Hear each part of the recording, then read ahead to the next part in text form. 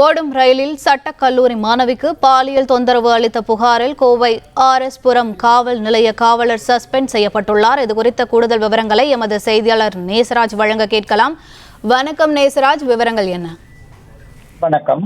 கோவை ஆர்.எஸ்.புரம் காவல் நிலையத்தில் காவலராக பணியாற்றும் ஷேக் முகமது இவர் பாதுகாப்பு பணிக்காக சென்னை சென்றுவிட்டு கடந்த சனிக்கிழமை அன்று சென்னையிலிருந்து கோவைக்கு வரும் இன்டர்சிட்டி ரயிலில் வந்து கொண்டிருந்தார். அப்போது அருகே சென்னையில் சட்டக்கல்லூரி பயிலும் கோவையை சேர்ந்த மாணவி அவரும் அந்த ரயிலில் வந்துள்ளார். அந்த ரயில் காட்பாடி அருகே வந்து கொண்டிருந்த பொழுது அப்போது அருகே அமர்ந்து இருந்த காவலர் ஷேக் முகமது அந்த மாணவியிடம் பாலியல் சீண்டலில் ஈடுபட்டுள்ளார். இதனால் அதிர்ச்சி அடைந்த மாணவி தனது செல்போனில் வீடியோ பதிவு செய்துள்ளார். இது குறித்து அந்த மாணவி ரயில்வே காவல்துறையினருக்கு தகவல் தெரிவித்துள்ளார். அரக்கோணம் ரயில் நிலையத்தில் அவரை காவல்துறையினர் ரயிலில் இருந்து இறக்கிவிட்டு விசாரணையும் நடத்தியுள்ளனர். மேலும் இது குறித்து காவல்துறையினர் வழக்கு பதிவு செய்துள்ளனர்.